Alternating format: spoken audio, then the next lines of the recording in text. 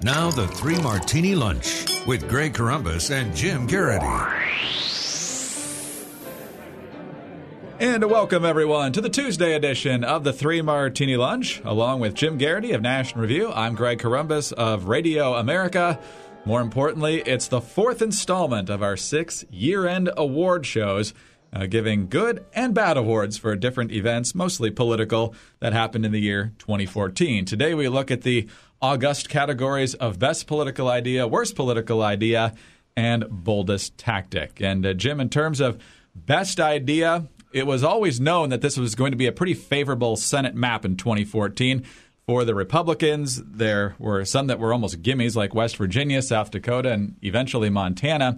And there were some that we thought Republicans would be very competitive, a chance to defeat incumbents in, like Louisiana and Arkansas. One that seemed out of range, though, was Colorado. And the leading nominee early in the year seemed to be likely to be Ken Buck, the guy who ran in 2010, almost beat Michael Bennet, but came up a little bit short. And Republican officials were figuring, well, it's probably headed that way again. But they rolled the dice. They convinced Cory Gardner to run for the seat. By most accounts, he ran pretty much as flawless of a campaign as you can in a high-profile race. He hit all the right notes, was very strong on the issues, but had a softer tone to him, so he didn't come off as strident. In the end, it was about a 2 to 3 point win, pretty comfortable for Cory Gardner. You talked the other day about how Mark Udall eventually got branded Mark Uterus because he was running a one-issue campaign. And for Ken Buck, props to him for stepping aside. Not a bad consolation prize. He gets Cory Gardner's seat in the House and wins that in a runaway. So win-win. You know, Greg, you've really complicated my day because that was my nomination for Boldest Tactic.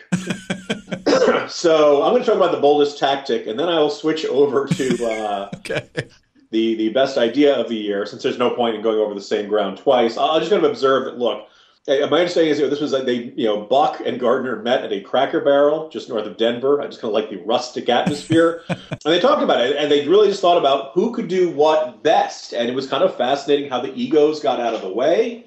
Gardner, kind of assessed that Buck wanted to get into a career in Congress and that the House seat would be winnable for him. They denied any quid pro quo. But basically, look, everybody was kind of talking honestly about it. And then there was the third candidate, Stevens, who was trying to get on the primary ballot, and Gardner called and says, let's meet. They meet at another local restaurant. I don't know if it too was a Cracker Barrel. And he said, I want to, clear the field. And she's like, look, I have campaign debt. So he goes out to help her with the campaign debt. And this is all it's kind of fascinating to see politics, which everybody seems to be squabbling and acting like children and acting like a sense of, my interests above all. The country is calling for me, this kind of runaway egos. Everybody's saying, look, I want to avoid this problem. So what can I do for you to help avoid this problem? And, Republicans working together. We're just not used to this. And it's really wonderful to see. It's three-level chess, and it clearly caught the Democrats completely by blindsided them. Just a nice turn of events in there. So that is my boldest tactic for the year. And if you like, I can switch over to the best idea of the year. Oh, go ahead.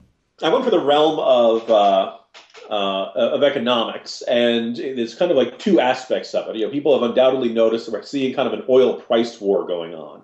Price of gas is dropping significantly. Earlier this month, the Energy Information Association estimated the average American is going to save $550 next year because of lower gasoline prices. That translates into a really big boost for the economy. About $63 billion is going to be spent on, instead of being spent on gas, it could be spent on everything from products to services to being saved and helping people there kind of create a bit of a financial cushion.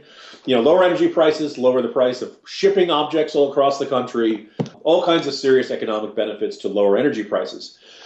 Now, a lot of people point out that this comes with a bit of a downside. If you're in the fracking industry, if you're part of this energy revolution going in the U.S., you don't want to see gasoline prices go down too far because at some point it makes fracking not cost effective, and all the shale and all the other, the Marcellus shale deposits and all these other great opportunities we have. It only makes financial sense if the price of gas, the price of oil, price of natural gas is high enough. But even if you end up seeing a couple of the smaller fracking companies go out of business because they don't have the cash reserves they need, it's still a game changer. Because here's the thing, Saudi Arabia, they said, look, they're willing to take oil all the way down to $40 a gallon, which is stunning. For perspective, it went from about 100 to about 70. There's some talk it's going to go towards 60. unbelievably low gas prices in addition to the economic benefits. At some point, Saudi Arabia would say, all right, we'll do it. We'll take low prices for a while, then we'll go back up again. In the meantime, this is going to brutally hammer Russia. We're already seeing the Russian economy the ruble completely devalued and all kinds of problems going on over there. It's going to hurt the Iranians. There are a lot of bad regimes whose entire economies run on oil who are going to be in bad shape. Saudi Arabia, by comparison, has better reserves and they think they can last it out.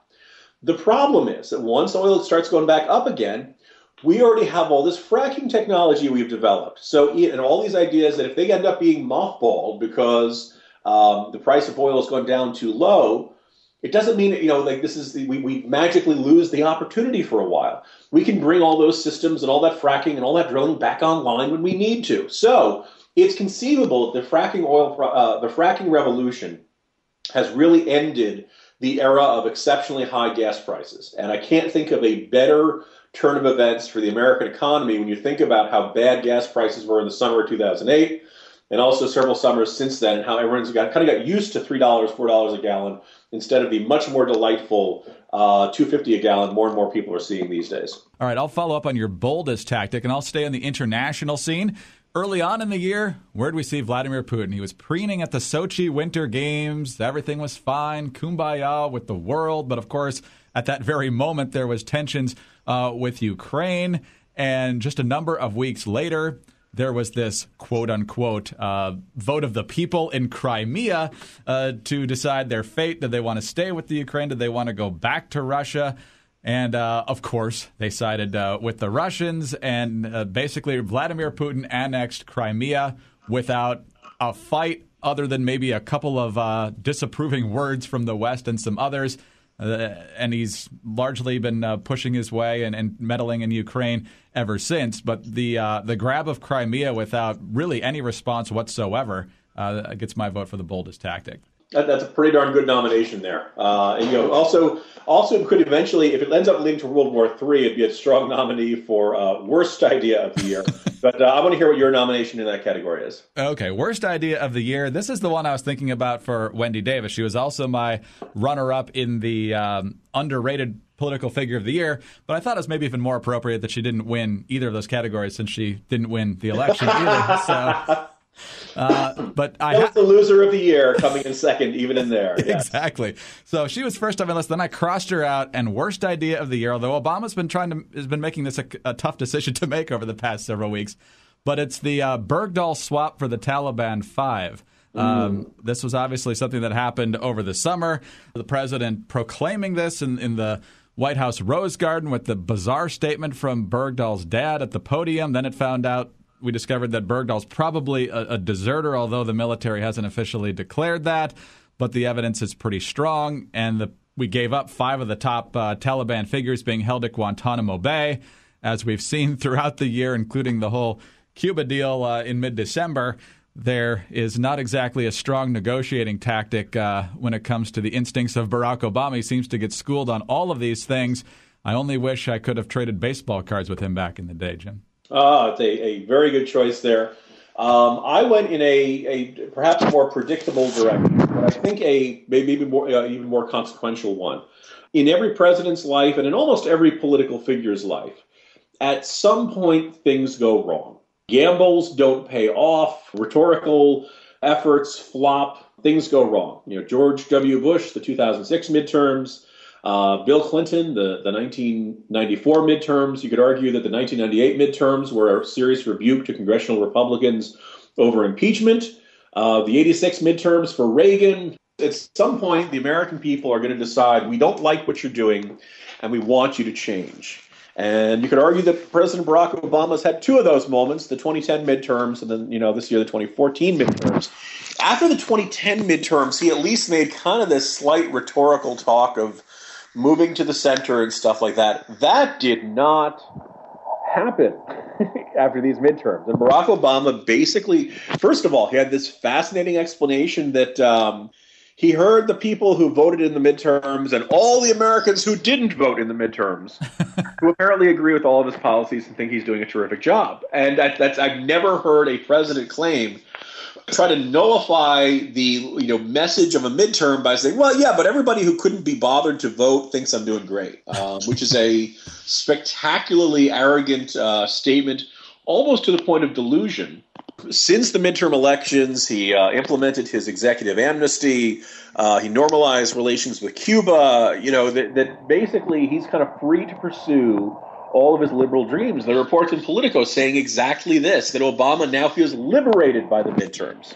Barack Obama isn't in this job because he wants to help the American people. He's not in this because he wants to listen to them. He wants to hear what concerns them, all of that stuff. What he really is saying is, I'm in this for myself. I'm in this for what I think is right. I have my legacy to burnish. And no matter everybody's upset about the Cuba normalization, I'm going to do that. No matter the fact that implementing an amnesty is only going to trigger more illegal immigration, I'm going to go do that. He does not care what anybody thinks anymore. And that's kind of a really dangerous prospect for American system. We've always had a president who have kind of kept an eye on public opinion.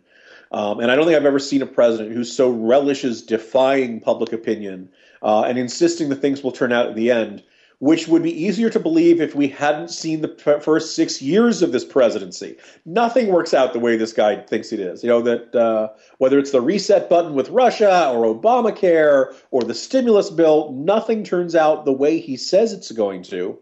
And yet the man walks around with just an unbelievable confidence in his own decision-making capabilities. That is not only a great selection for worst idea, it sets the stage for what could be a very frustrating but very eventful 2 years to come. But eventful might not mean good for America, because if the first 6 years are any indication, when he did at least have some sort of care in his mind about what the American people thought of him, the fact that he doesn't for the last 2 years should worry us all. So, as you say, he cared about the elections. A whole bunch of Senate and House Democrats are saying, really? Did he really? Because we're not so sure about that. On that note, well, tomorrow's New Year's Eve, so we'll be hopefully happier tomorrow. Jim, have a good one. See you later, Greg. Jim Geraghty of National Review. I'm Greg Corombos of Radio America. Please join us on Wednesday for the New Year's Eve edition of the 3 Martini Lunch.